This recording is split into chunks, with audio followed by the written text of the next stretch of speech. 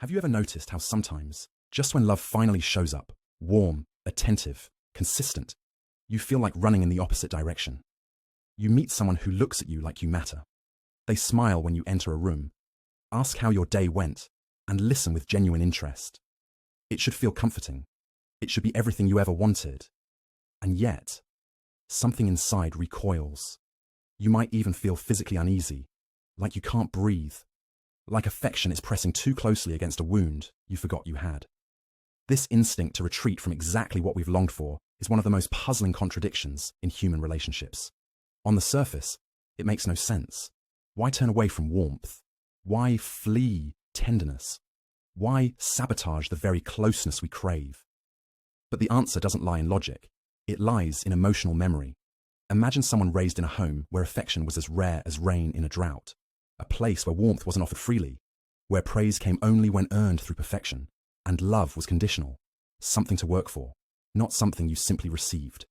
In that kind of childhood, survival means adaptation. And the adaptation often comes in the form of emotional self-starvation. We train ourselves to need less, want less, expect nothing, because hoping hurts more than not hoping at all. So later in life, when real affection finally appears, when someone genuinely cares for us, it doesn't land like nourishment. It lands like overload, like a meal too rich for a body long accustomed to hunger. Instead of feeding us, love overwhelms us. We want to be close, but not too close. We want intimacy, but only in sips. And when someone offers it all at once, we may panic. We may push them away, not because we don't like them, but because we don't yet know how to digest love. The body remembers what the mind tries to forget. When we've grown up in environments where love was unpredictable or even weaponized, our nervous systems carry those memories like invisible scars. We don't always have conscious access to them, but our reactions reveal them clearly. Sudden withdrawal, tension in the chest, avoidance of eye contact, the urge to joke or distract when conversations get too tender. These aren't flaws. They're defense systems, wired in during years when closeness meant risk. Maybe as a child, you learned that vulnerability led to punishment, that expressing a need was met with coldness, or worse, mockery. Over time, your system internalized a belief. Closeness is dangerous. Distance is safer. So now, even when you're in the presence of someone safe, someone who loves without strings, your body braces for a blow that may never come. You hesitate to relax, even when every signal says it's safe now.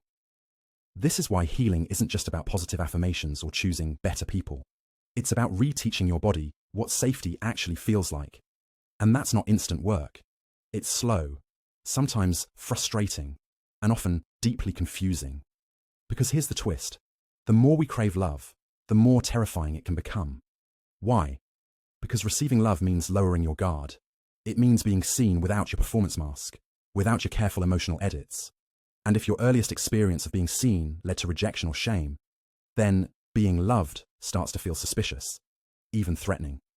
We might think, surely they'll see the real me, eventually, and leave.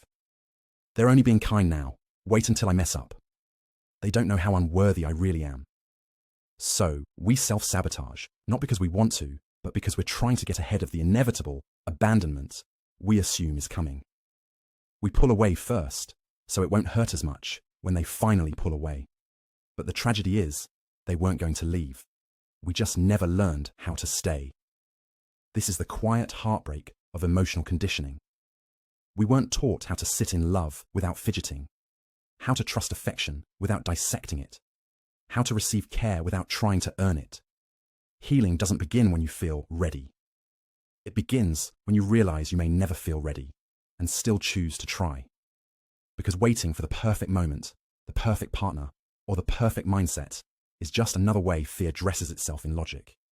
In reality, the work begins when you meet someone who triggers your panic, but stays. When you're tempted to retreat, but stay. When you feel the old terror of being too much, too needy, too emotional, and still allow yourself to be seen. At first, it doesn't feel healing at all. It feels terrifying. Your instinct will be to run, to sabotage, to pull back into the comfort of loneliness, because at least loneliness is predictable. But little by little, something starts to shift. You learn to sit with the discomfort of love. You learn that someone's silence isn't always a punishment, that a missed message doesn't mean rejection, that affection doesn't always come with conditions. You begin to notice the way your body tenses during intimacy, and instead of fleeing, you breathe. You stay present. You let yourself be awkward, be messy, be unsure, because staying isn't about perfection. It's about practice. You realize that love isn't just about finding the right person. It's about becoming the version of yourself who can receive them. Someone who doesn't panic at kindness. Someone who doesn't flinch at consistency. Someone who, when offered care, doesn't immediately search for the hidden agenda. This shift is subtle but profound. It's the moment you stop interpreting love as danger and start translating it as connection. The moment you stop auditioning for affection and start trusting that you don't have to earn what you already deserve. But this doesn't mean you'll never feel fear again. Even in healthy love, fear visits. The difference is, you no longer give it the final word. You can recognize its voice, thank it for trying to protect you, and still choose to move closer. You learn that safety isn't the absence of discomfort. It's the presence of courage, especially when your instincts tell you to run. You don't have to fix every wound to be worthy of love. You don't have to become perfect to deserve closeness. You just have to show up with your fears, your doubts, your trembling hope, and try again. Because love, real love, isn't a reward for being healed. It's a space where healing happens. The truth is, we all carry bruises from the past, some visible, some buried deep. But those bruises aren't proof that we're broken. They're proof that we've survived. And if we let them, they can also become proof that we're still open, still willing to risk closeness, even when it scares us. You may never be the kind of person who runs joyfully into intimacy. You may always have moments where you hesitate, where you overthink, where your heart clenches from old memories. That's okay. Courage isn't the absence of fear. It's the decision to keep loving even with the fear. The more you practice staying with someone who is gentle, staying with your own discomfort, staying with the truth that you're allowed to receive, the more your nervous system starts to relax. The more you prove to yourself, not all closeness leads to pain. Not all love ends in abandonment. Not all honesty is dangerous. And maybe the most beautiful thing is this. You begin to trust not just other people, but yourself. You learn that you can survive the awkwardness, the vulnerability, even the occasional misunderstandings.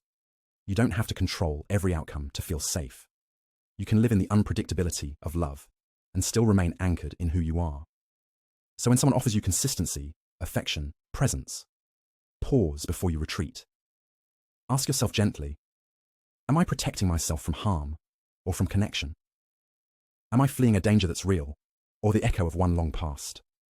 Because every time you choose to stay, to open up a little more, to let someone really see you, you rewrite the script that fear handed you years ago. You become the adult your younger self needed. Someone who doesn't run. Someone who stays. Someone who knows they're worth loving even in the mess. You don't have to do this all at once. You don't need to dive into love head first. But you do deserve to wade in, step by trembling step, until safety feels like home, not a trap. Until love no longer feels like a test, but a quiet place to land. And maybe, just maybe, one day you'll look around and realize you didn't just find love. You allowed yourself to keep it.